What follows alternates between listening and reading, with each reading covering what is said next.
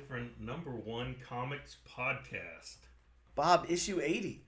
I can't believe it. I know. It's a monumental issue. It's a big episode. It's a big number. Hey, I mean, a few more months, we'll be at an even bigger number. I can't believe it. Bob turns 100 years old here on the podcast. Make sure you guys stick around for that. Oh, some mornings I feel 100 years old. Trust me. Yeah, you know. We're, I don't know, almost halfway there, right? Almost. As it was said, I'm your co-host, Bob. Hello, Bob. With Bob. me each and every other week is my co-host, Dan. Say hey, Dan. That's me. I'm Dan. Hello, comic book world. For the 80th time. Yeah, exactly. We are a weekly comic book podcast where we take a deep dive review into a all-new #1 issue. You know, give it a review, break down the beats, the story, the art, whatever else we feel like at the time. Oh, yeah. And there's a lot to break down in these books. That is for sure. That is true.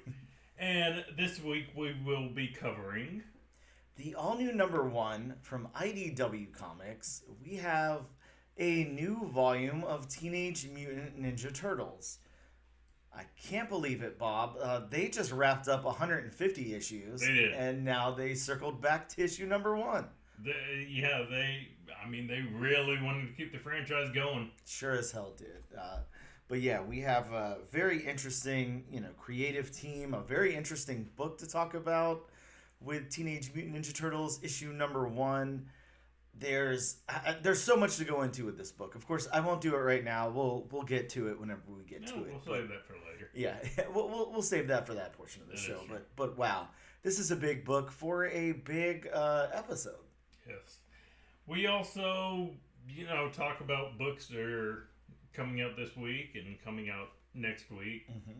We also talk comic book related news and most of the time non-comic book related news whenever there's any of that out there. Right? You got to get them both in there. Sometimes there's, I don't know, general geekdom to talk about or something. Yeah. But with all that being said, we will take a short...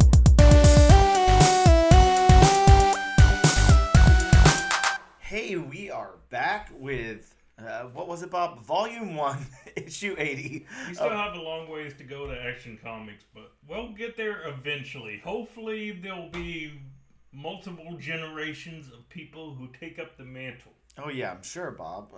We'll die, and then our, little kids who come into the comic book shops will take over, and then their kids will take over, their grandkids will take over, and then they'll find episode #1 hidden in the recesses of my laptop and sell it for $1 million. Fingers crossed. It'll be hidden in someone's basement, I'm sure. But we are back with the all-new, all-different #1 Comics podcast, here to talk about comic book news. Bob, we are in a really, really weird spot right now because, as you know, there's a few things that haven't quite happened yet. Deadpool Wolverine has not dropped in theaters yet. Actually, I think the advanced screenings or whatever are tonight, or I guess the premiere is tonight. I don't know how you word that. The 12 o'clock premiere. What is it? It's not 12 o'clock. Sorry, it's whatever. It's Thursday, anyways. Let me point that out. Well, I mean, it's gonna be before midnight because they don't do midnight showings anymore because of events that happened years and years ago. Which, if you were a Batman Begins fan, what those issues were. Let's not even. Don't put that out into the universe again. But we haven't. Deadpool Wolverine has not dropped yet. Deadpool 3 has not dropped yet. So I don't know. I'm trying to think. I'm not too good with time and this whole concept of time. But I'm guessing there's some parts of the world that it's already released, or are we the earliest?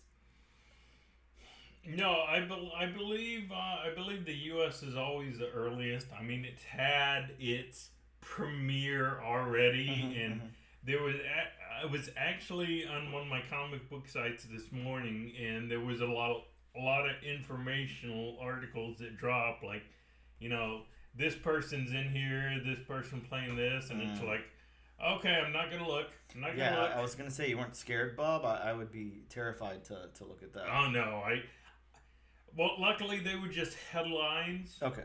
So the headlines don't give anything away. Of course, you have to click the headlines to see it, but it's kind of like, no, I'm not interested in looking. I can't look. You know, I ran into the same problem, and of course, I guess the sentiment that I was trying to get out there was that, you know, that hasn't released yet, and we are on the heels of San Diego Comic-Con. Of course, it started yesterday, but, you know, yesterday was just, like, kind of the beginning. The real news doesn't start dropping until, like, you know, Friday, Saturday, basically. Yeah. I mean, there will be a little news that drops today, I'm sure. Yeah, but, I mean, yesterday wasn't much. There were tidbits, like I read this morning that, you know, I don't think it's totally different, but Marvel has added and subtracted some stuff from their logo. Oh, okay. And, you know, apparently fans in attendance, you know, got a better updated look of the new Captain America outfit and helmet, because I guess, you know, Sam Wilson is going to be sporting a actual helmet in this movie as well. Okay. Yeah, so again, like, we're in a weird spot. A lot of news hasn't dropped as of yet. And honestly, you know, even just doing research for news, you jump onto some of these sites and they're so Deadpool, Wolverine heavy, and, you know, like you said, most of them you have to click on the articles, but there are some headlines that I was even like, let me close this out really quick, you know, revealing, you know, who's playing Lady Deadpool and stuff like that, and I'm like, no, I don't want to see anything, but but yeah, there still is some news, actually, believe it or not. Again, not super earth shattering, but we'll talk about it anyways. So the newest Joker trailer dropped, Joker 2 Folie. I can't say that word, but whatever it is. Yeah, Joker 2, the Joker musical starring Joaquin Phoenix and Lady Gaga as Harley Quinn. And I don't know, did you watch the newest trailer, Bob? I didn't. Okay. You know, I barely remember anything from the first movie. I didn't even see the first movie. Yeah, and I wasn't a fan of it, but, you know, just to keep up with pop culture and comic book movies in general, I'll see it. But basically, all that happens in this new trailer is, you know, I guess the biggest thing is we get a reveal that they're bringing Harvey Dent into that universe, and how this was made known is really weird, because you had to have, you know, your captions on YouTube, and he's like talking over the radio, and, you know, it says Harvey Dent, and then it says the dialogue that he's saying. But it's basically, I don't know, you get more of an insight into, obviously, you know, his deranged craziness and his relationship with Harley Quinn there. You get a lot of, you know, kind of like you did in the first one, like, okay, is this happening, or is this in somebody's mind, or whatever type of thing. I don't know. In all honesty, this is like the cringiest of cringy to me. Like, you know, the Joker movie was like so cringe, and this looks even more cringy. Like with the dancing on they redo the dancing on the stairs, and it's got Harley Quinn along with him dancing on the stairs, and I'm just like, who is this for? You know, who likes this? But a lot of people like it. But I mean, that may have been arguably the most iconic scene in that movie. Yeah, I just, you know, I'll go with the, you know, I guess I'll tell this with the bias of course, I'm not the hugest DC movie fan. Like, there's not been very many of those that I enjoyed at all. And this is definitely another mark on that list of things I didn't enjoy. This looks, it looks bad to me. But I don't know. Anyways, I'll give it a chance for sure. Next up in the news, Bob, this is kind of like a big one. So, 2 years ago, in 2022, Dark Horse released a book called Minor Threats. I don't know if you remember that book. I remember it very well because, you know, Minor Threat is like a punk band that I used to listen to a lot, and I was like, oh, I wonder if it's got any ties to that world or whatever. But yeah, Minor Threats is a book that's written by Patton Oswald and Jordan Blum and Scott Hepburn. And it is essentially about a group of villains in this city that, like, group together to take down some heroes. Not something that hasn't been done, but it's got like an interesting twist on it. It's got an interesting angle, and there's been like spin-off books that have come off from it and stuff as well, like Barfly and stuff like that recently came out that a lot of people are talking about. But this book has been optioned by Netflix, so it's going to be a Netflix series. So really cool. Patton Oswald already in the film and TV world, so he's got connections there. So that's really cool. But yeah, I think this is going to be a really interesting thing for them to do. It's almost like something like, Doom Patrol, where they take these odd heroes or villains or whatever and kind of group them together. So yeah, I really like that. I think it's I think it's going to be really cool. And then next up, Bob, a big piece of news. Something finally happened with Spawn. With the Spawn movie, we've been just like the Blade movie, we've been talking about for a long time now, and we're like, is this actually ever going to happen? I know. Is this a real thing? Blumhouse posted a picture of their completed screenplay on X, and it's titled King Spawn. So I don't know if that goes into the character King Spawn or if it's just a title, borrowing from the comic or what, but on a scale of 1 to I don't care at all, how do you feel about Spawn finally happening? I mean, I'm glad it's finally happening because, whenever a movie gets announced, especially a superhero movie, I mean, you want to see it happen. Yeah. I mean, there's already a built-in rabid fan base, especially, with a character that has as much lore and mythos as Spawn. Yep. So, I mean, I can't sit here and say I'm the biggest Spawn fan in the world. I mean, I've read some Spawn comics. Of course, I saw, the Spawn movie back in the mid-90s. Oh, yeah. But, other than that, I'm just like, okay, I'm glad it's finally getting done. But I can't sit here and say, I'm excited for it. So where do you land on that original Spawn movie? Like, is it iconic for you? Like, do you think it was a good movie? You think it was a good depiction of Spawn? Did you not like it? Like, campy is the word campy is the word I'm going to use.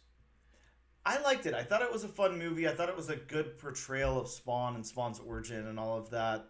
I think that this will be kind of tough because I wonder if they're going to do the same kind of thing. Like you said, it's campy, but it's also pretty iconic with John Leguizamo, and all of that. Like, there's some really cool stuff in there. I think the visual effects held up okay. Like, in some regards it did. Some regards it didn't. I don't know the hell scenes. Yeah, I mean, especially the latter hell scene. Yeah. That was a miss. Yeah, definitely hit or miss. I don't know, Blumhouse though on this. That's very interesting.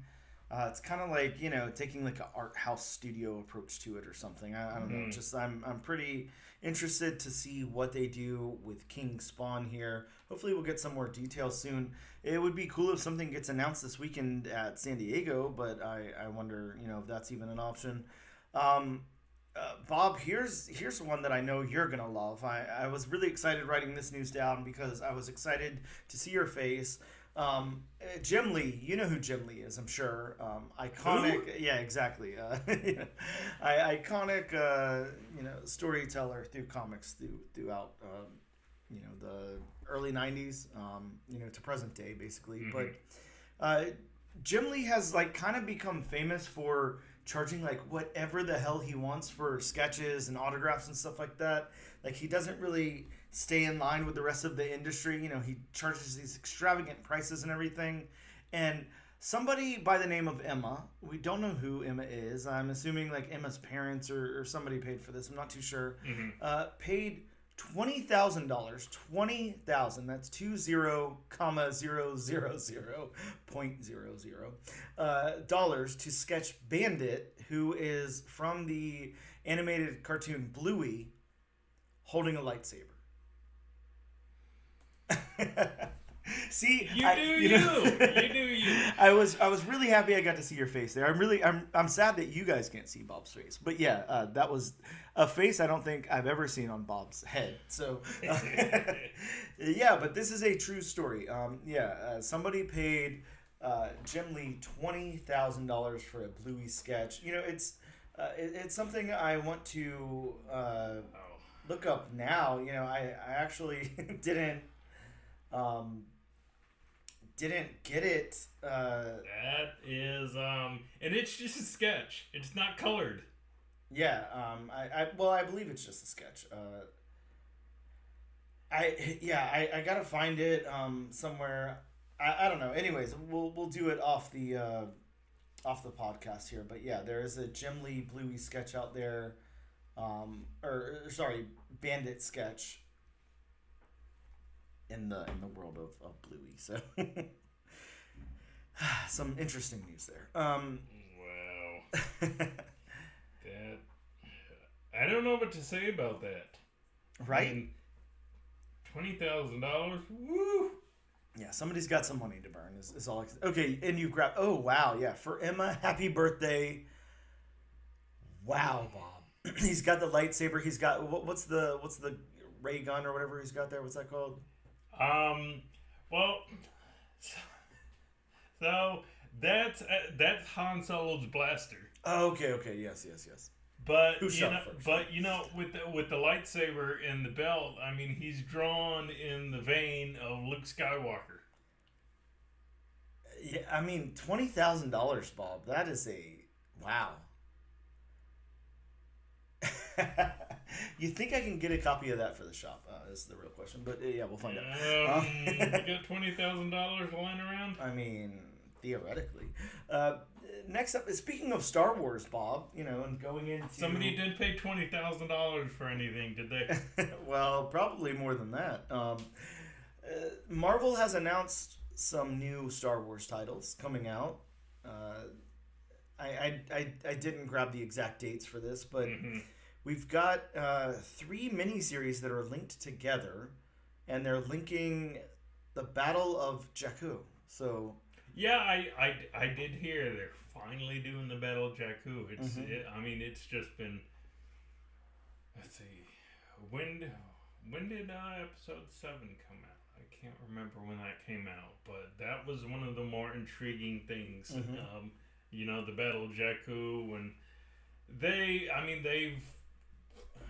in a circular way throughout the novels and all that, throughout the new books being written, some of the comics, they've explained a little bit about that, but they haven't really expounded upon it. Gotcha. What it really was.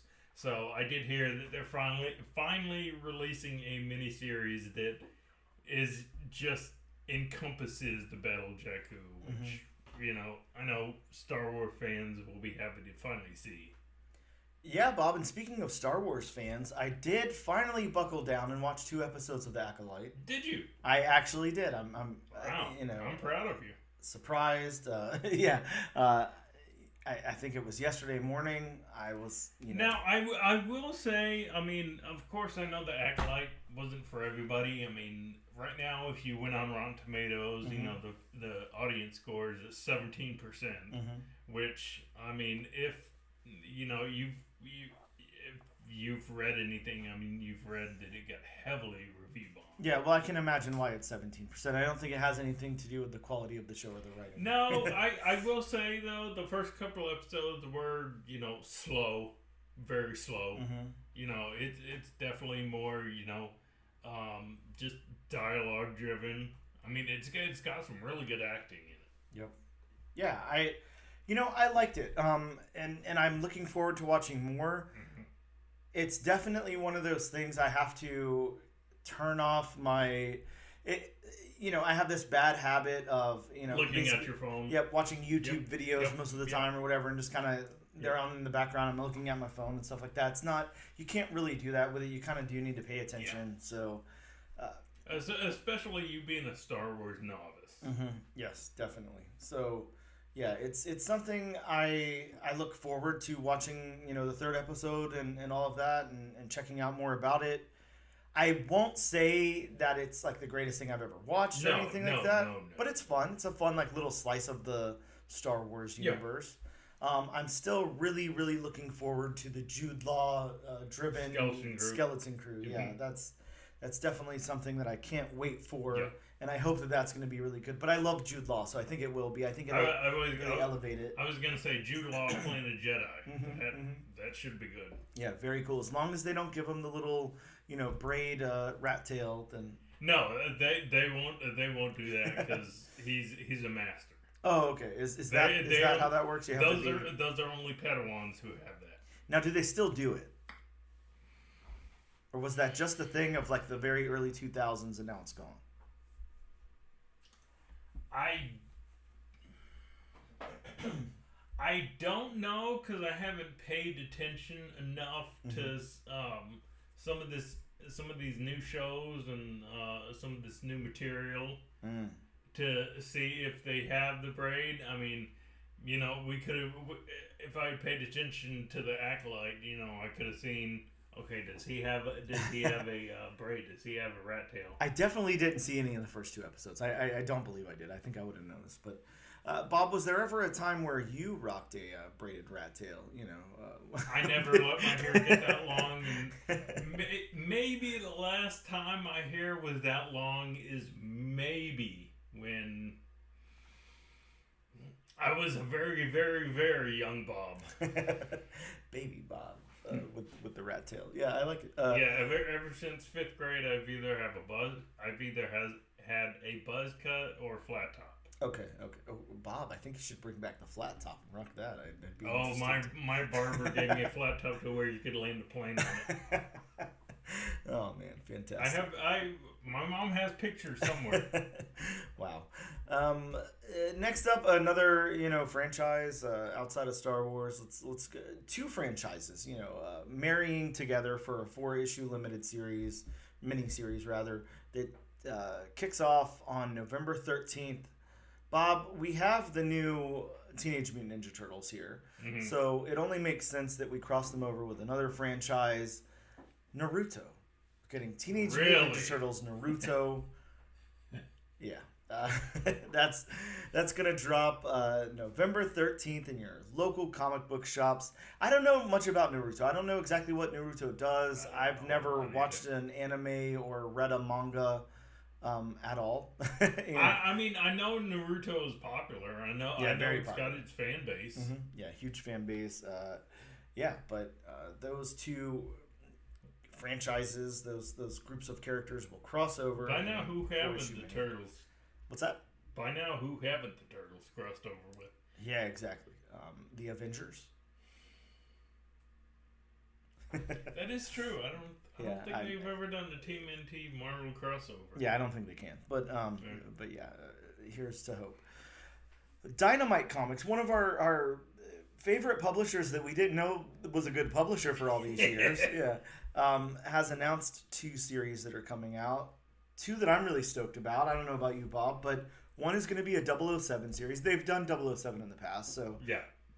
But we're getting a new 007 series, and one is Terminator. So the rights for Terminator are going over to Dynamite. I'm really excited about that. Terminator books are really good, even those early ones. I'm trying to remember the publisher. I can't remember them off the top of my head, but yeah, man, I love all of those Terminator books. They just really dive deep into the mythology of Terminator. And Terminator really translates well onto a comic book page. Like, really well. I really enjoy Terminator stuff. So, given the track record of Dynamite lately, I'm really excited to see it land over there and see what creative teams they put together for it. So, that is super cool. I don't have any more information on it, just that they were announced.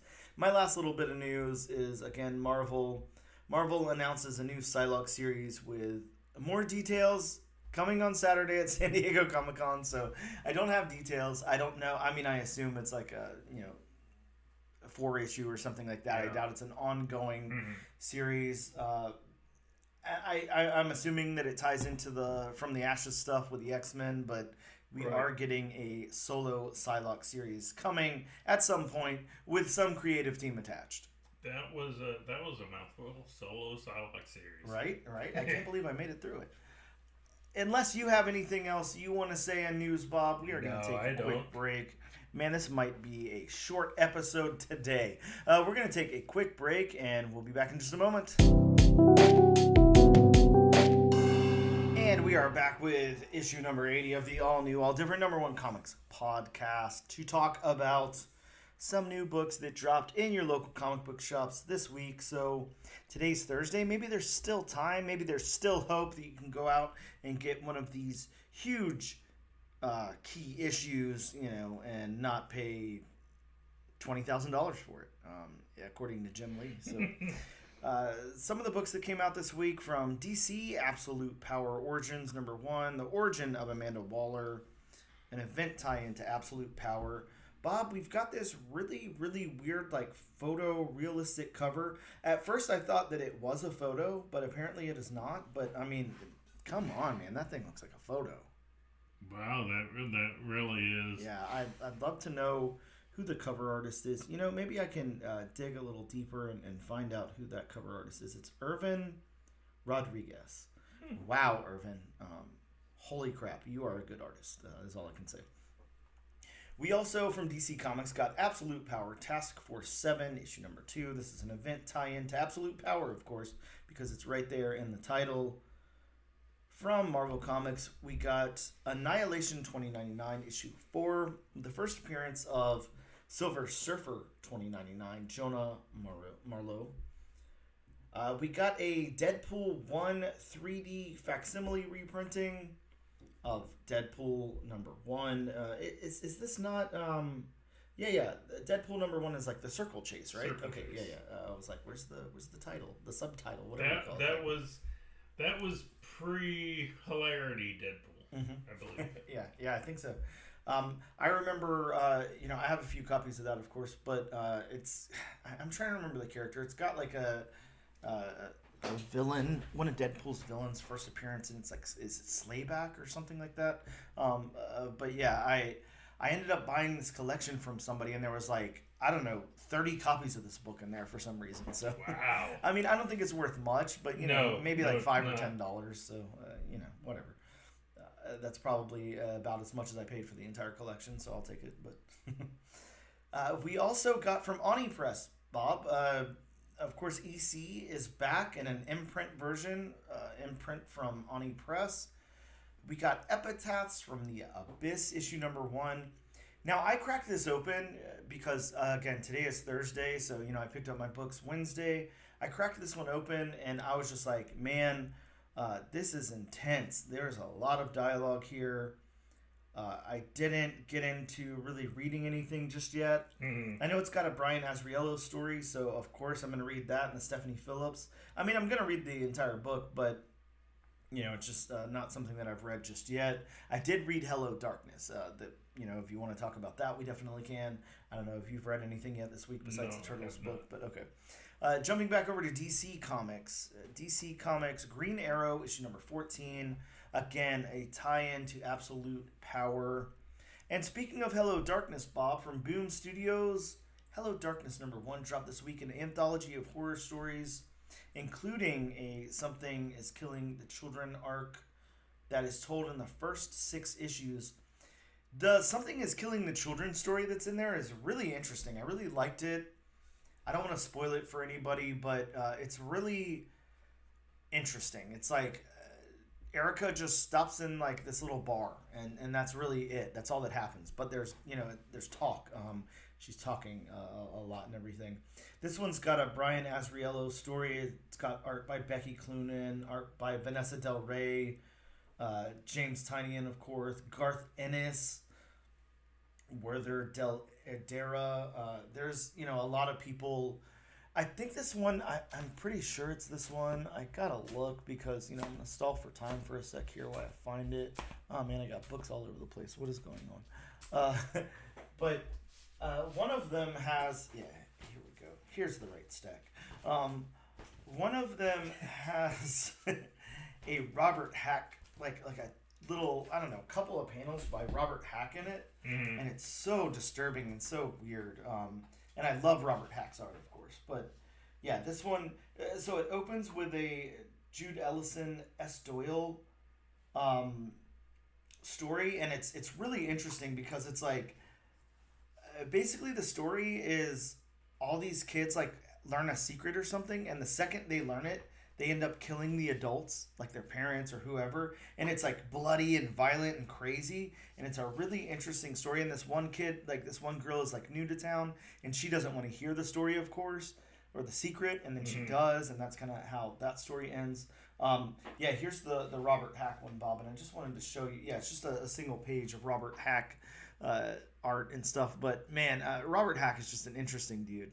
I love what he does. It's so interesting and cool, and yeah, very, very strange, very scary stuff. We get like a really, really weird bowling story by Dave Cook. That's like just intense and has a lot of murder and craziness.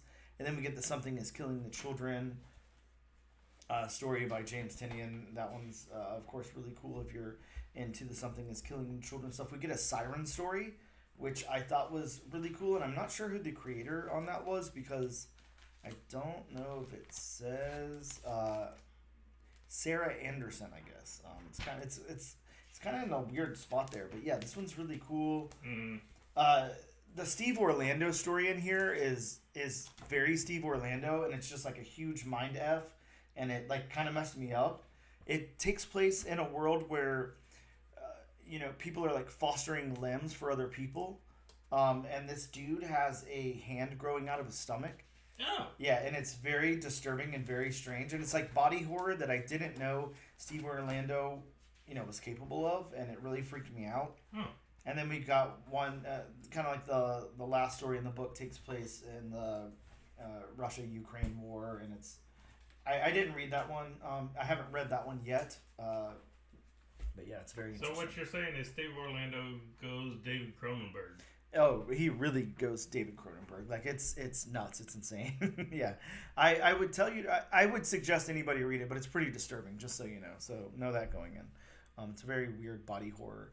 We got Marvel Zero 2024. That is a reprint of Free Comic Book Day 2024 Blood Hunt and X-Men 1, Ultimate Universe Spider-Man 1. $7 price tag on that, and you could have gotten all these books for free. So I don't know. I guess some people missed it maybe. From Dark Horse, we got Nemesis Rogues Gallery 1, a series following the events from the Big Game title. Bob, DC Black Label brought back Nice House by the Lake, and now it's Nice House by the Sea. It's a 12-issue follow-up series to the award-winning Nice House on the Lake. We got NYX #1, and I forgot to mention this in news, Bob. I don't know if this has been sorted out yet, but as of yesterday, it was not. So, you know how I told you before, we read X-Men 1, we got Phoenix #1, now we have NYX #1. Mm-hmm. They all have a QR code that gives you an additional page. Mm-hmm. There was like this huge thing that happened. The QR code is not working for NYX #1. Again, I don't know if it is just yet. I mean, I guess I could grab the book over there and scan it, but I stumble enough, so I don't need to be doing too many things at once. But yeah, a lot of people were kind of pissed about it. They were like, I can't believe Marvel failed this hard. I saw some comments, people being like, good thing it's San Diego Comic-Con this weekend and Marvel's got a presence there, so now they're going to have to answer to this. And I'm like, guys, they made a mistake. Like, what the hell? Right. Like, is it that big of a deal to you? I mean, I'm sure they'll fix it. Like, it's hard enough to put out a comic, let alone get technology to work. Yeah, I mean, I just don't see that as like the biggest blunder in the entire world, and I guess a lot of people are, but everyone has the largest amplified voice on the internet. I mean, look what happened just about a week ago to the entire country. Right? Yeah, exactly.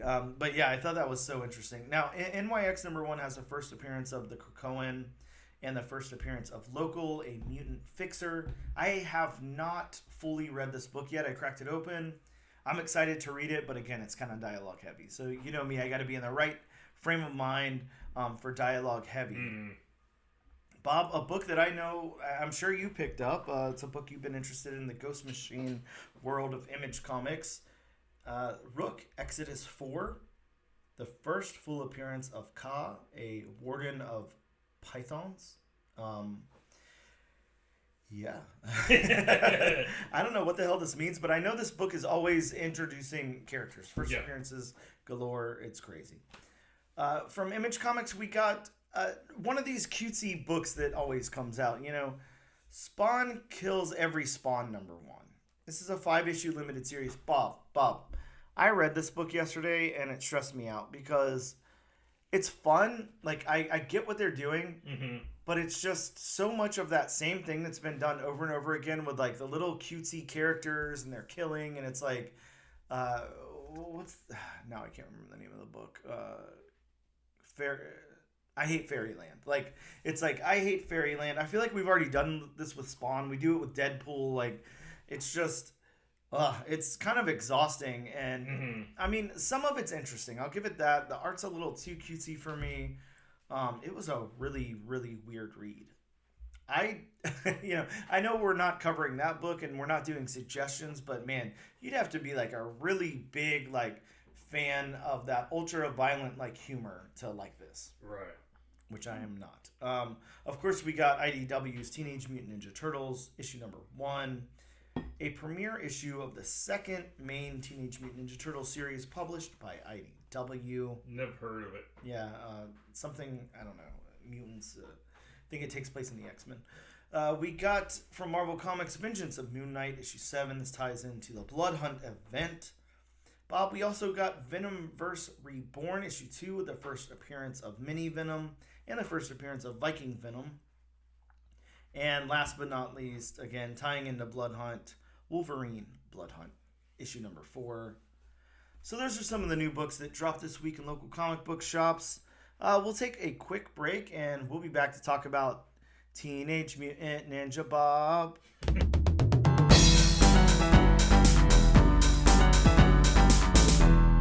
Hello, and welcome back to the all-new, all-different #1 Comics Podcast, Volume 1, issue #80. Bob, it is time to talk about the Teenage Mutant Ninja Turtles. It's so hard to do that without singing the song. I just mentioned I don't want a YouTube copyright strike, but, you know, I feel like one's coming. Oh, Nickelodeon would sue you. Yeah, sue us, Bob, sue us. Yeah, we're done for. It was good. The all different podcast with Dan as your host, with no co-host. Come on, Remember Bob. that, Nickelodeon? Nah, come on. Bob's here to stay, as always. Yeah. Bob, let's talk about Teenage Mutant Ninja Turtles #1 from IDW Publishing. This is a new series premiere, new jumping on point. The Teenage Mutant Ninja Turtles have all left New York to pursue their own interests, but there are forces gathering that will pull them back together, whether the bad guys like it or not. First up, Raphael. But why is everyone's favorite brawler in prison? When a surprise attack behind bars put Raph's position in jeopardy, he needs to figure out how to get out of jail and warn his brothers that trouble is coming. Superstar writer Jason Aaron teams up with Joelle Jones for the first issue of a new Teenage Mutant Ninja Turtles series with that will start a bold new era, celebrating the Teenage Mutant Ninja Turtles' 40th anniversary while setting them up for the next 40 years to come. Bob, that says a lot. Just looking, I know I've told you before, I try my best not to look at reviews for the book that we're covering, until after we cover it or whatever. But man, League of Comic Geeks is being very, very kind to this book. It has a 99%, a 4.5 average rating. Wow. 150 out of 152 reviewers like this book. Wow. Yeah, I'm sure there's been numbers like that on here before, but like that's not what I typically see. So usually, we're more around like the 75 to 85 range. 99. Wow, that's intense. Let's talk about the creators of this book. Jason Aaron, heard of him? He worked on the Avengers. Yeah, he worked on Scout, Wolverine and the X-Men, Star Wars, little book about space or something that Bob likes.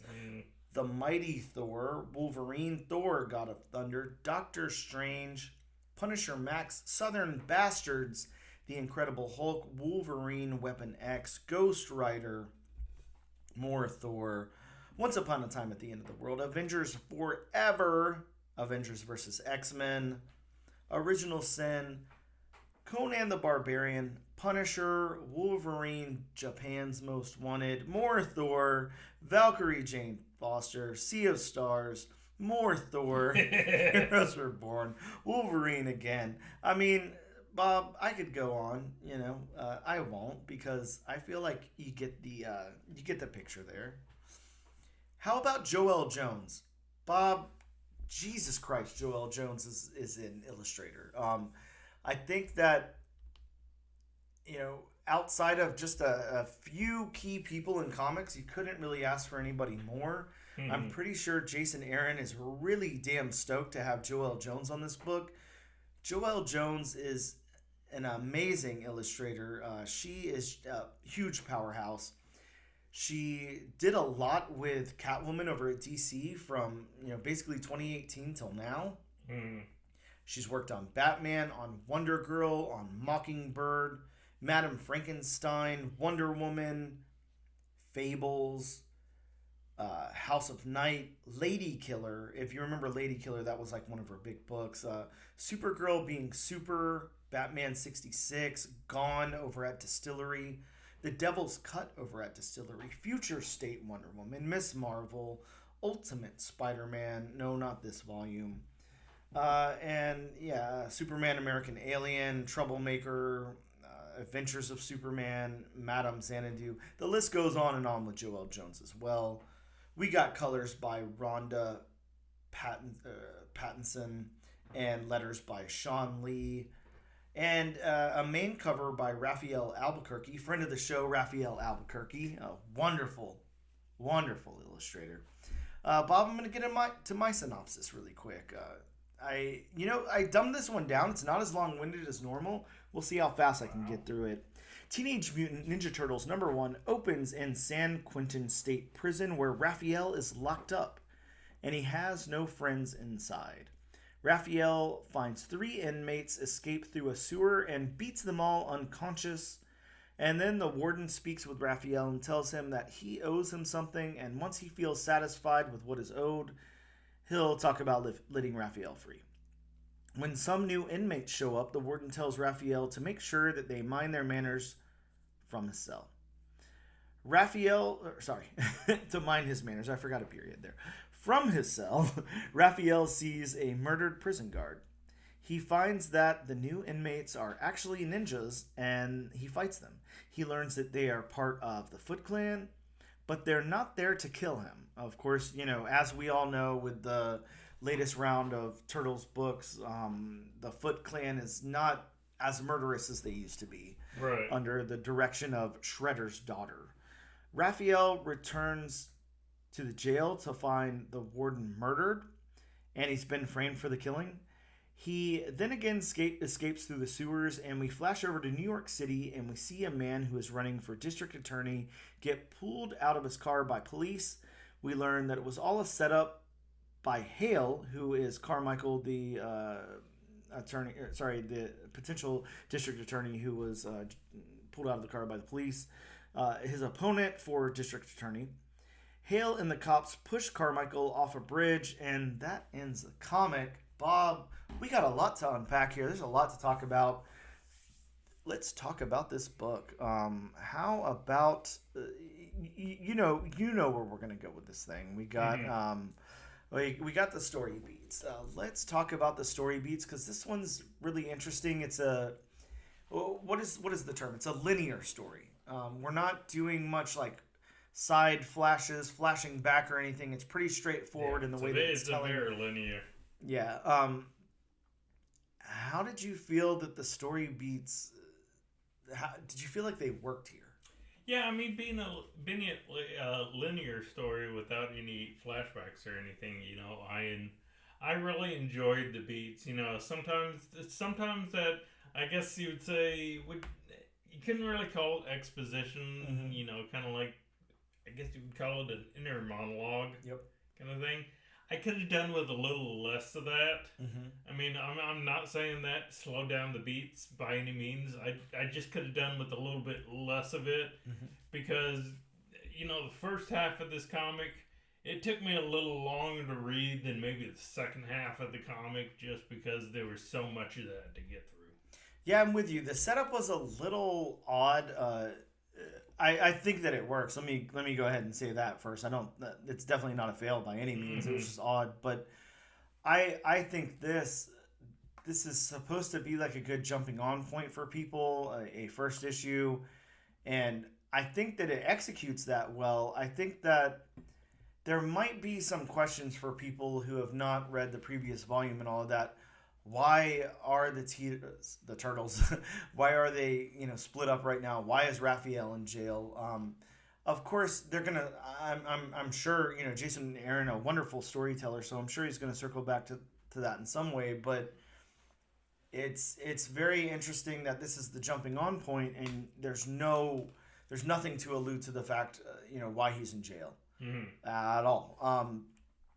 I mean, I could see it. Sometimes I think of a comic as like playing out as like a movie or something. You got your first act and the first issue there or whatever, and yeah, maybe we don't explain anything and then we turn around and do it. But I mean, I don't see any reason to not have like a fugitive style, like a little brief introduction as to why he's in jail or something for the new readers. I think, or why the Turtles broke up or whatever. I think that would be. I think that would definitely like. I don't know, provide a service to those readers who are jumping on here.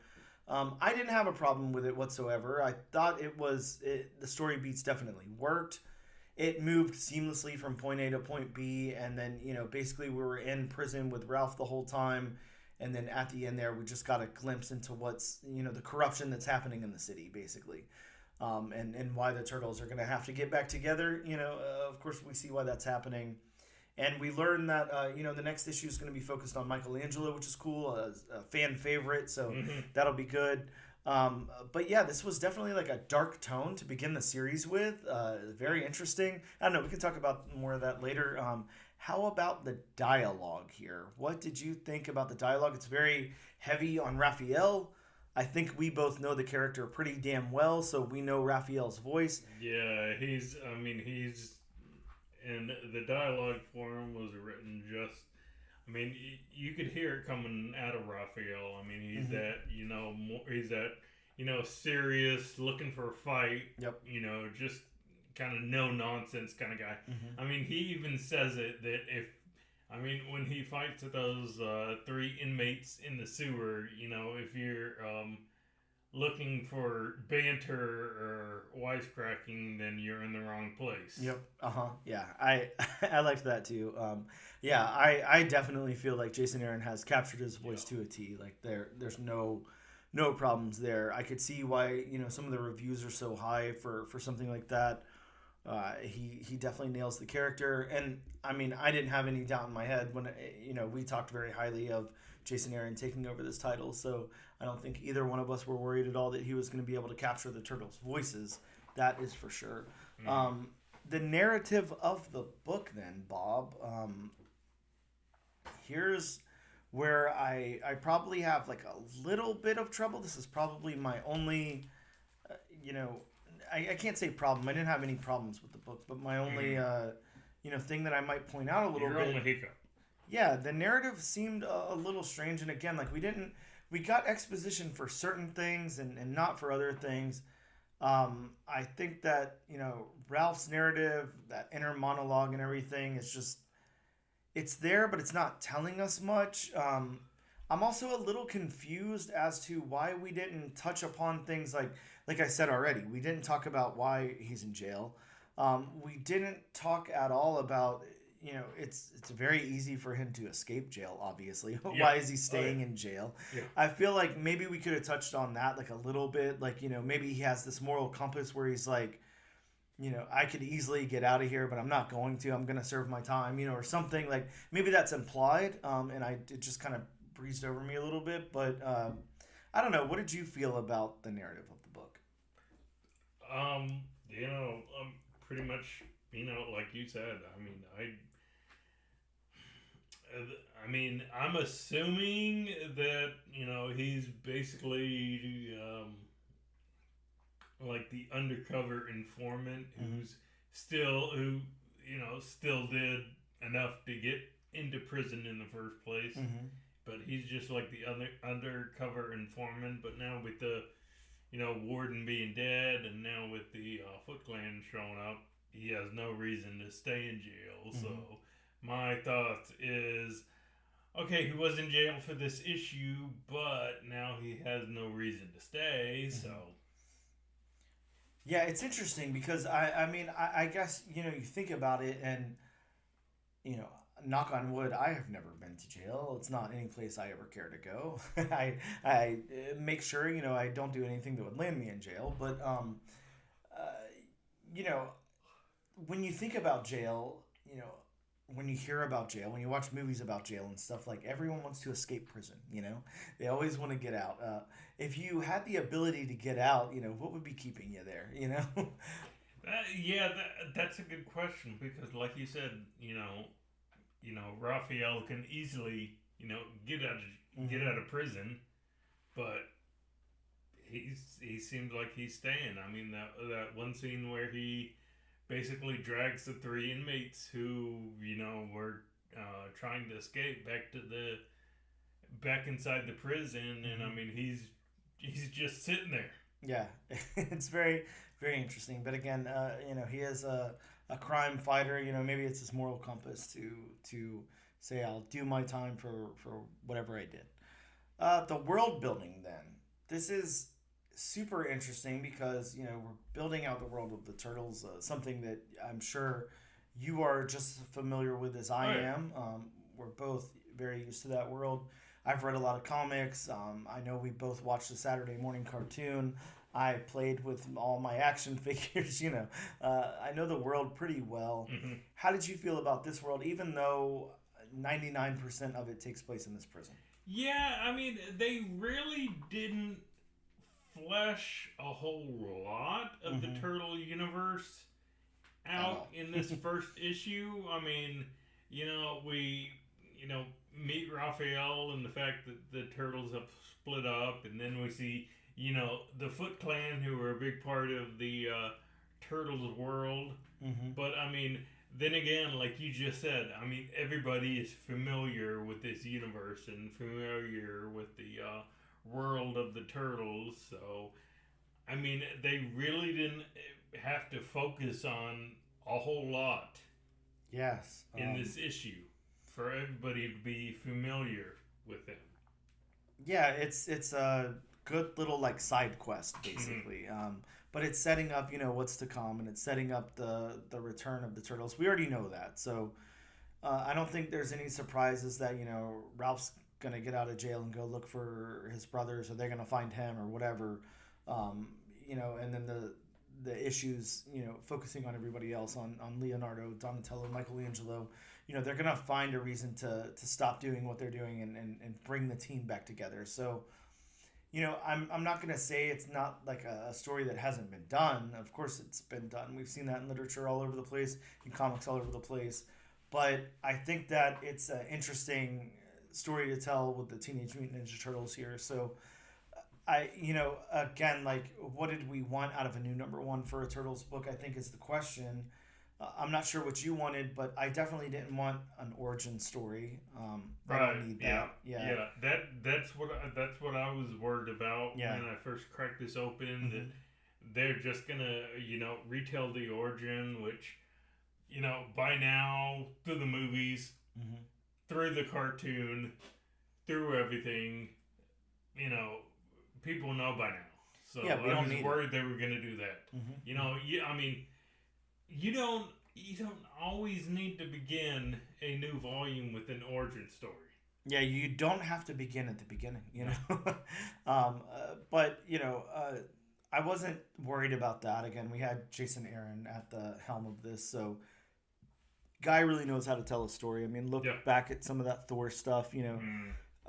For me, other than some like major storylines and stuff, classic Thor is like a chore to read.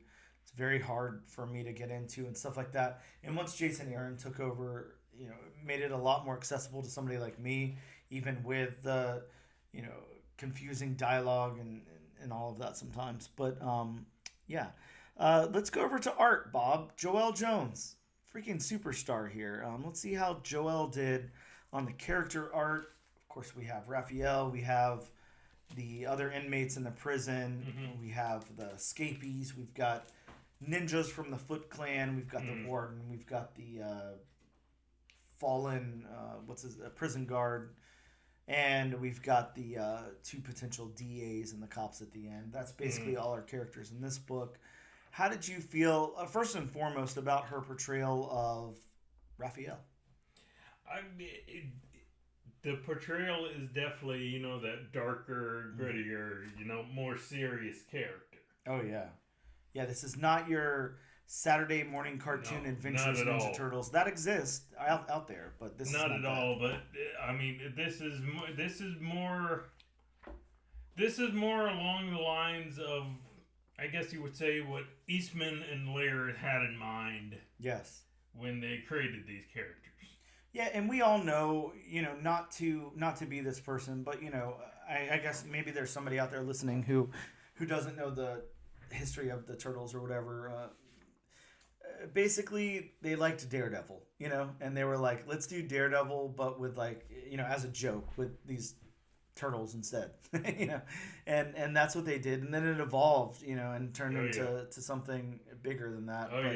When the Turtles first debuted, I mean, they were you know, much more violent characters, very violent, and it was like almost a parody, but it was very adult. It was interesting book that's much different than it got recognized for with the Saturday morning cartoons. Yeah, I was gonna say everybody grew up, you know, watching the Nickelodeon cartoon, and that's where the more fun-loving side of the Turtles came from.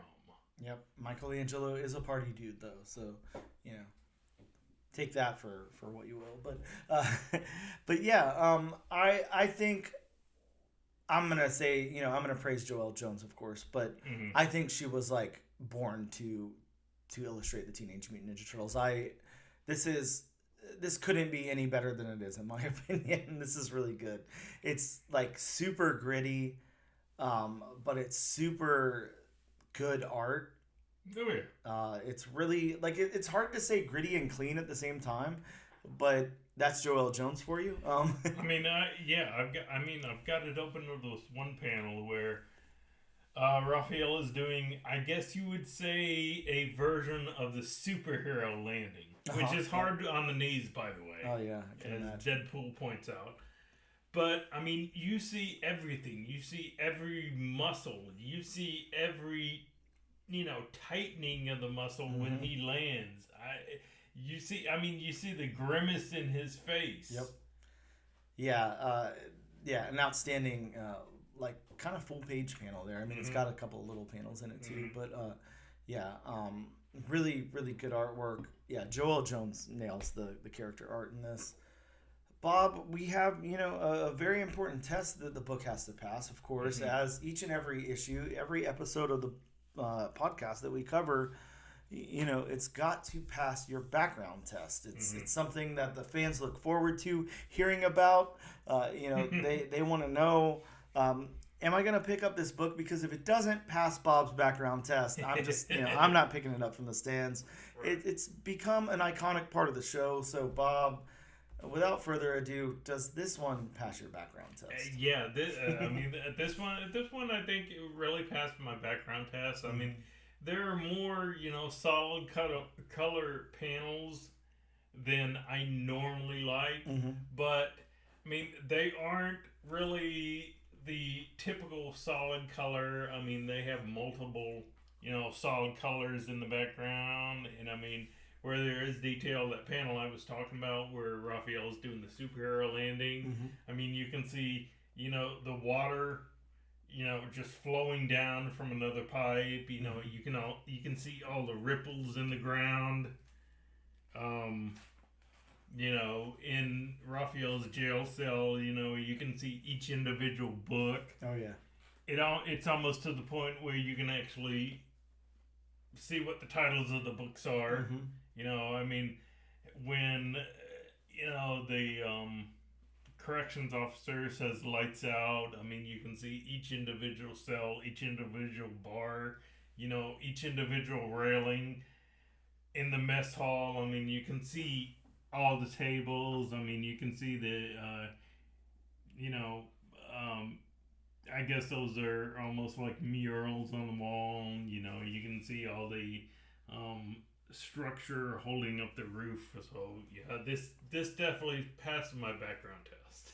Yeah, this is a good one. It's full of detail, and then again, like it fits the environments that we're in. Sometimes we're in a sewer or a prison cell. I mean, you can't flesh too much out about that, I guess, or I mean, I guess you can, but Joelle doesn't see any reason to whenever the character's the focus, but when the character is not the main focus, and I mean, just you've got it open to a panel now where Raphael's sitting against a fence, and I mean, dude, that fence is like you can see straight out of reality. Yeah, I was gonna say you can see each diamond section. You can see all the barbed wire. I mean, you can see the lit up room in the background. And you like bring it back to that fence, like the links in that fence, the diamonds or whatever. Just look at something like that, because like here is a very interesting thing to put on a comic book page, because you can either make it perfect, use some kind of tool like a ruler or something and make each thing like line up perfectly, and that would work, I guess. Or you could make it, very imperfect, like it's been around for a while. People have put their fingers through it, and that could be overdone too. Like this is the perfect balance, in my opinion, of those two. Like it just looks like a real fence. And I mean, it's so detailed. There's so many like little links and stuff like that, and it's just it's crazy.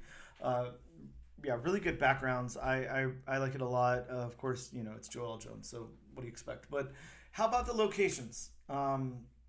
We're in a jail, we're in a sewer, we're on the street. That's basically all we got.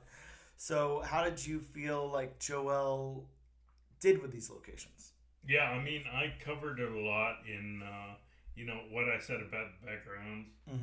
But, I think the locations are very well drawn.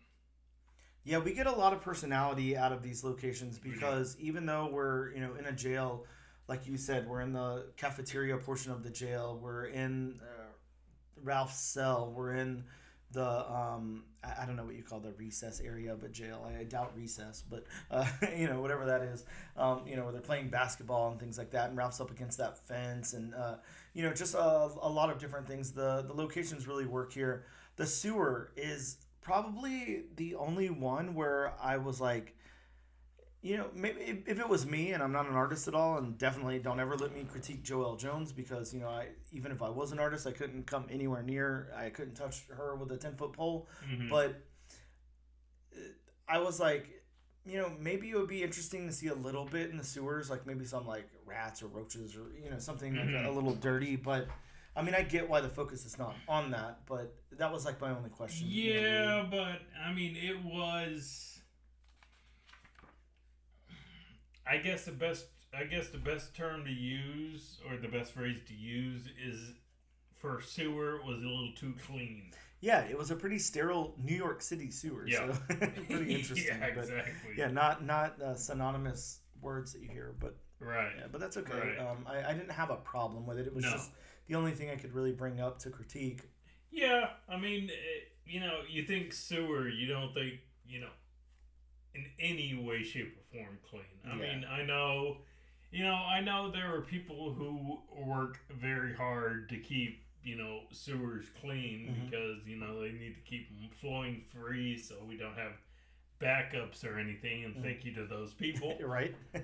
But, yeah, I mean, when you think sewer, you really don't think, like, okay, clean or, spotless or sterile or anything like that. Yeah, definitely not. Definitely not. Just imagine, having, to live in the sewers or travel in the sewers. Yeah. These guys must smell terrible all the time. But the last thing we're going to talk about is the colors. I think I had the colorist pulled up here, and I don't know. I think it was Rhonda Pattinson on colors here. So, how did we feel Rhonda captured the tone of the turtles here? I really like the colors on this. I mean, especially with a book about Raphael. You don't necessarily need bold, bright colors all the time because when it boils down to it, Raphael is not exactly a bold, bright character. Mm-hmm. I mean, he's like I said in the beginning, he's gritty, he's more serious. So I mean, there are those bolder colors, when you get out in the daytime, like when they're out in the yard. But for the most part, the colors are more those, muted kind of earthy tones. Mm-hmm. Yeah, I think the colors obviously worked well here. I didn't know this, but Rhonda worked on all 150 issues of the last Teenage Mutant Ninja Turtles series, so I guess she probably knows what she's doing. Yeah, I was gonna say she definitely has the tone of the characters down. The only critique that I'll offer, again, like I'm trying to get one critique in, everywhere that I can because I obviously enjoyed this book, but KW Downer. Yeah, I know, right? Is I guess Ralph's internal monologue, when they're not word balloons because they're not, but whatever those are the background's red. They were, I don't know if it's just my eyesight, dude, but those were very hard for me to read. I had to hold it at a specific distance just to be able to read those. I need that white background on my on my speech, or on my dialogue or whatever. Yeah, to be able to read it. I could see how that could happen because I mean you have the you have the red backgrounds and then you have I can't necessarily say it's black lettering, but it's dark lettering, and against that red background, I mean, granted, it's more of a crimson red, so it's not that dark a red, but I mean, even still, it's kind of like those dark letters against that, more neutral red background. Yeah, a little hard for me to read, but I was, the colors obviously worked very well in this book. The ladies got some experience, so that leads us to our final thoughts on the book, our final big question here. Bob, if you have any final thoughts, and of course, is this enough for you to recommend our readers, our listeners, put it on their pool and continue on with issue number 2?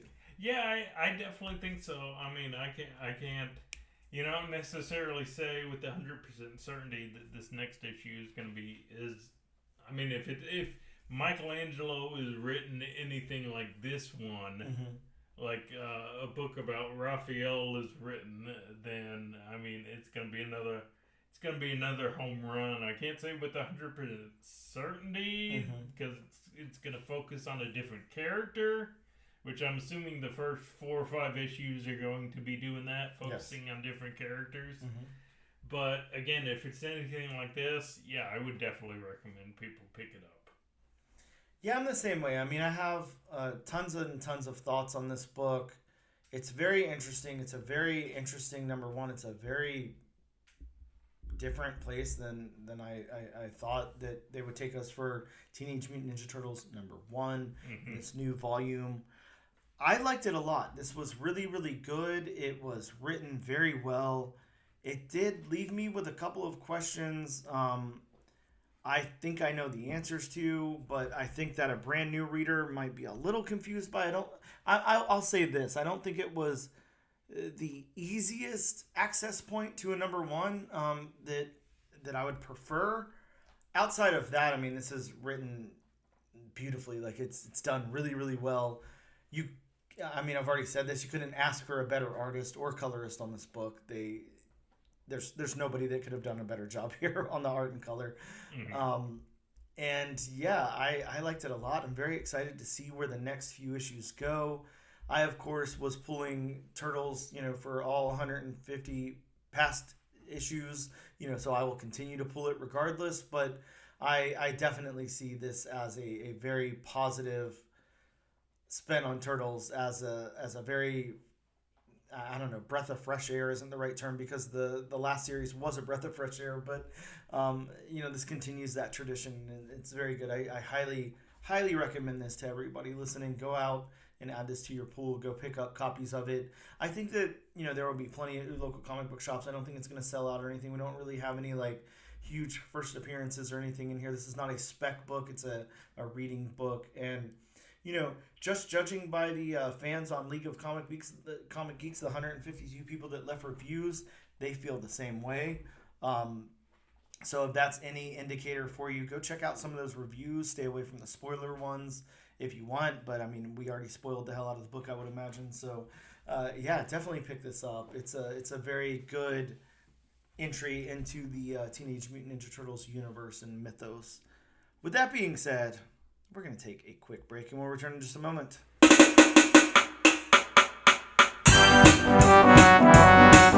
up. Hello and welcome back to issue number 80 of the all new, all different number one comics podcast. Here to talk to you about some books that are dropping in local comic book shops next week. That is Wednesday, July 31st, Bob. Can you believe it? Already the end of July. I know. Already going into August. Can't believe it. This year's over. Yeah, we get to deal with more heat. Right? Yeah, and there's plenty of heat to deal with right now. Yes. That's for sure. Yes. Bob, of course, before we get into these books that are coming out next week, we have to do a little tradition that we've done the last 80 issues of this podcast. It's disclaimer time. Welcome to disclaimer time. Grab your comic books and milk and cereal and your potato chips and then sit around the TV and watch Disclaimer Time with Bob. I always listen with bated breath to see what you're going to add to it. Me too. Again, I have no idea. Again, we need to put that to song, but I mean, putting that to song would be hard because the verse changes all the time. Always. Yeah, like I say this in every other week, these are just some of the books that are, fingers crossed, coming out next week because, we could get another nationwide power outage again, and that could screw up distributing schedules. So, again, these are just some of the books that are coming out, hopefully. If you want a more in-depth list, please feel free to consult elsewhere. You can always call your local comic shop. Please and thank you go a long way. Maybe they'll be willing to, give you the artist, a little description, the titles that are coming out next week, possibly the colorist, possibly the letterer. Again, please and thank you go a long way. They definitely do. Manners are very, very important, Bob. They are, especially nowadays. Yeah, if you grew up and you didn't learn manners, your parents, weren't big on that because, mine were. You always said, yes, ma'am, no, ma'am, yes, sir, no, sir, all that stuff. You always said please and thank you. If you didn't, there was a good chance you weren't going to get whatever you were asking for. So, always remember that. Manners, they're really important. They definitely count. In addition, if you can't make it over to your local comic book shop to, ask them what books are coming out and use those manners and everything, you can, always do something different. We always try to come up with, a creative way to make sure that you can get that communication over to your local comic shop. And Like Bob said, you can mail a letter. We got Harry Potter owls. We got those cool little Arctic dogs with the little unicorns. Yeah, we do have unicorns. Just again, stay away from the Swamp of Sorrows. Nobody wants. Nobody likes the swamp. Yeah. And speaking of swamps, Bob, we are here in the biggest swamp in the world. We live in Florida, so nothing. I thought that was Disney. It was the biggest swamp in the world. Well, that's in Florida. Right? So, yeah, we have a famous, swamp-related attraction here in Florida. Close to us in St. Augustine, we have the Alligator Farm, which is like somewhat of a zoo. And they have a zip line over at that alligator farm where you can zip line over alligators, which sounds horrifying, Bob. I don't know if you've done it. I've not, but no. You can definitely ask your local comic book shop to install a zip line from your house to the local comic book shop, and you can just zip line over there and ask them what books are coming out. That's a way that you could do it. But again, please and thank you. Always go a long way. Or, I'm sorry, but here's one I just thought of. Mm-hmm. So, you've seen the John Wick movies, correct? I have not. Oh, you haven't seen them? No. Well, they have, this isn't, just strictly John Wick, but, remember the old-timey, like, mailing systems, the hydraulic tubes? Yes. With air? Uh-huh. Or air compression? Yep. Yeah, you could ask them to install one of those from your house to your local comic shop, and then you could just write your list, put it in the bottle, shut it, put it in the tube, and just, watch it fly on its merry way. I like it. It's not a bad idea. Maybe just throw a couple of dollars in there too, so they don't get pissed. It's worth a shot, right? Yeah. Either way, these are some of the books that are coming out next week. Bob? So, starting off the list, from Udon. Udon actually makes an appearance. We have Final Fight #1. Yeah, Final Fight. Bob, I thought this book came out like 8 million years ago, so I'm kind of confused, but it's got like... I don't know. It looks like the Capcom fighting. It does look very like Capcom Street Fighter. Yeah, definitely does. But then again, with distributing schedules, books are supposed to come out, on certain dates, and then they get delayed, and so I'm sure some of these books. I'm sure next week this book will make an appearance. I don't know. I'm sure it comes out. This one's about the Mad Gear gang has infested Metro City for years. But after the kidnap of the mayor's daughter, 3 heroes arise to clean up the streets once and for all. Cody Travers, Bad Boy Street Brawler, Guy something, a ninja master, and Mike Hager, a pro wrestler turned mayor of Metro City, bring a pocket full of quarters and prepare for this non-stop fist-flinging action in this miniseries based on the King of Capcom beat-em-ups. Okay, so yeah. Oh, so it does have something to do with Capcom. Yeah, it definitely looks like it. So. Okay. That makes sense. Going to Detective Comics, we have an Absolute Power tie-in. We have Absolute Power Task Force 7 #3. We do. After capturing and absorbing the powers of the JSA, Jade Stone is compromised by Green Lantern's Alan Scott's willpower. Suddenly faced with the concept of free will, does Jade Stone continue to execute Waller's orders or have a change of heart? Meanwhile, the remaining JSA members attempt to rescue a mission to retrieve their teammates and escape the Tower of Fates. If those words mean anything to you, then you probably read DC Comics. Speaking of event tie-in, going to Marvel, we have Blood Hunt Fantastic Four #22. Bob, with an insane cover too. Yes. We got demons like biting at Reed Richards' face. I love this cover. It's insane. One Last Hope. Alicia Masters and Reed Richards and the survivors of New York City are lost alone against the vampire menace, and Reed's exhausted. But they still need to survive and avoid being turned into the undead parasites. Reed has one last desperate hope, and it's not guaranteed to work, but there is at least a chance if he can survive long enough to test it. Will the conclusion to our Blood Hunt tie-in end in a twist that you will not want to miss? Plus, part 3 of Deadpool Wolverine weapon extraction. Yeah, this has got a lot going on, Bob.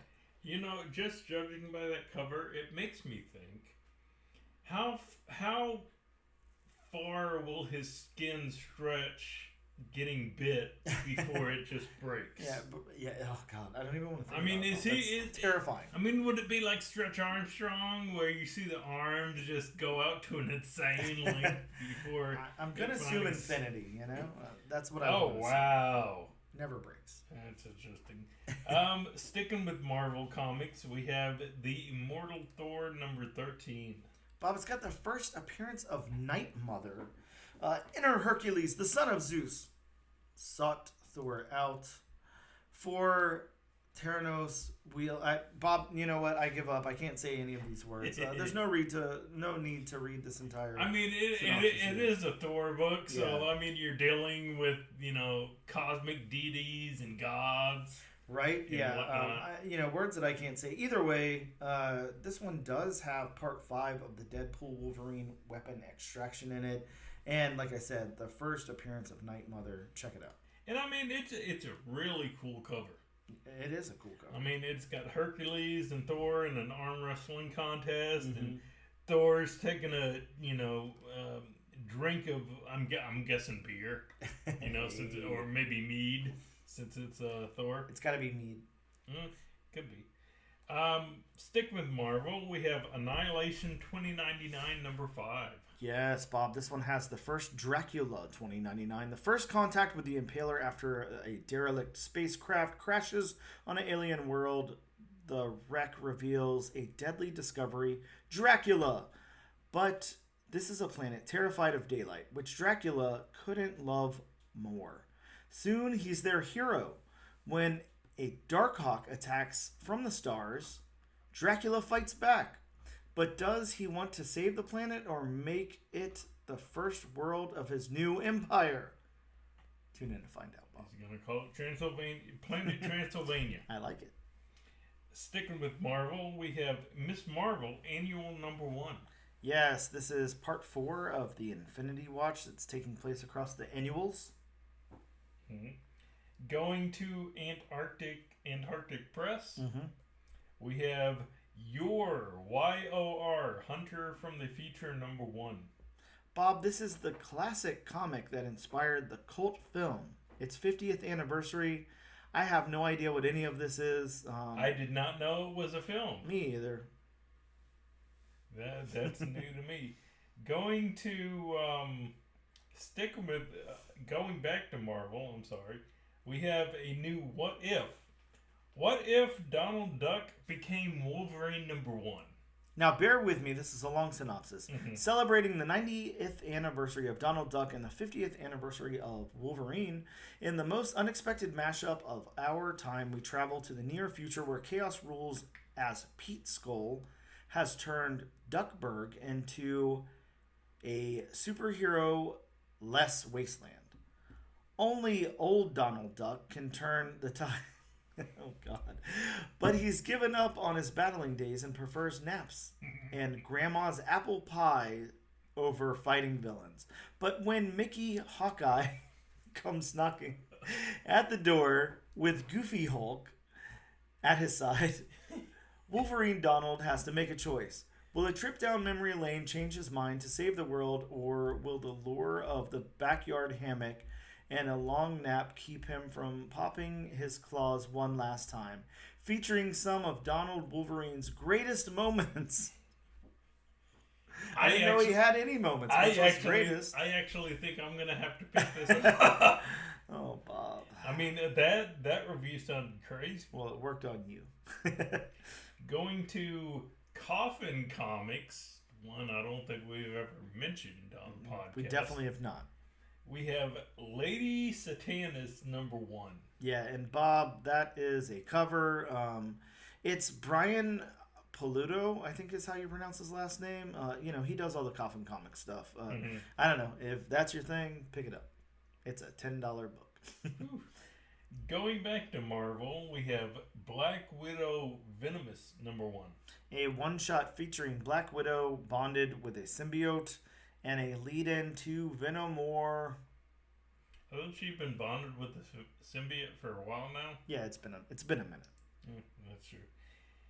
Sticking with Marvel, we have a new volume of X-Force. Bob, this one features Tank, a new member of the X-Force, a new path forged. The world is fractured. Forge uses his powers of invention to devise the only fix for an all-new, all-different X-Force. Uh-oh, Bob. Looks like the lawsuits are coming. Forge leads a custom-made, hand-picked team of mutants: Rachel Summers, Betsy Braddock, Sage, Surge, and introducing Tank. An off-the-book mission so dire, so integral to the fate of the Marvel Universe, there's no time to stop for permission. As Forge detects increasing threats across the planet, he will recruit a specialist for each target. First up, the regenerating degenerate Deadpool. But be here for an X-Force like you've never seen before. Stick around to see who joins, who lives, and who dies, and uncover the mystery of Forge's discovery. Sounds very interesting. Right? And rounding out the list from Boom Studios, we have Mighty Morphin Power Rangers Darkest Hour #1. Bob, insert babies crying right here. It all ends here. With the Morphin Grid in peril, the people of Earth are left without the Power Rangers to protect them. The ultimate battle against Dark Spectre will play out with unexpected consequences. While an unexpected group of rogues, villains, and rangers make strange company, but even if they win, can they rebuild everything they've lost? Fan favorite Rangers writers Melissa Flores and acclaimed artist that I can't say deliver the epic finale that everything has been building to. I can't believe it, Bob. Power Rangers gone in this one shot. No more Power Rangers. For Boom Studios, at least. Pick it up. Oh, who? Hopefully Dynamite. Oh, yeah, Dynamite. Oh, that would be a very good... I think they do a good job with Mighty Morphin. Oh, yeah, definitely. Good jumping on point. Bob, we've got 2 books on the wheel. We do. We've got an Assassin's Creed book, as well as X-Force. There's not a whole lot of #1s coming out next week. We really wanted to do the What If, but, it's a one-shot. It goes against the tradition of the pod, so we can't do it. Bob, I'm going to spin the wheel, and we're going to see where it lands. This could be very... Bob, looks like we're back from the ashes again. We're doing the X-Force issue #1. I know you're excited. I am. We get to play with Betsy Braddock. It's going to be a good day. Whoa. Well, I didn't mean it like that. It was like, playing with an action figure kind of thing. That's what I was going for. Again, rather. whoa. Not playing with an action figure in that way. Oh, no. And there you go. Bob, that about wraps up the episode. Thank you guys so much for tuning in to listen to us blab on and on about Teenage Mutant Ninja Turtles and all the other things we talked about today. As always, be sure to use our hashtag #AllNewAllDifferentNation to be entered in a weekly giveaway where you can win a copy of Teenage Mutant Ninja Turtles #1. You guys can also check us out on Instagram at ANAD_1 Comics Podcast, as well as X at ANADNO Comic Pod, and TikTok at ANAD1 Comics Pod. You can check us out on YouTube too under the Comic Book Channel. Hey, quick thing that I wanted to say, if you guys are still listening this late in the episode, I forgot to mention it in the news portion. We got a few emails and concerns on social media about our previous episode not showing up on YouTube.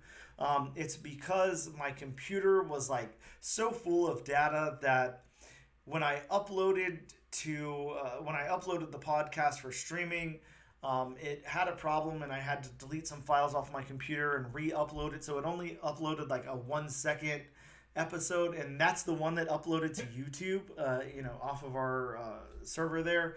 So I don't know exactly how to get it to re-upload to YouTube without, basically making a whole new video, and I don't have that master file. So sorry, you guys are going to have to listen on streaming. You're not going to be able to, listen on a podcatcher to check out the Powerpuff Girls episode. It was a really good one. But yeah, you're not going to be able to check it out on YouTube unless I can figure out some creative way to upload it there. So sorry about that. Again, I know a few people messaged us to ask why it wasn't available on YouTube, and that is why. So please check it out streaming or on a podcatcher or whatever. But thank you guys so much for your concern. Bob is not dead. It just wouldn't upload to YouTube, so sorry about that. Thank you guys so much, and we'll see you next time.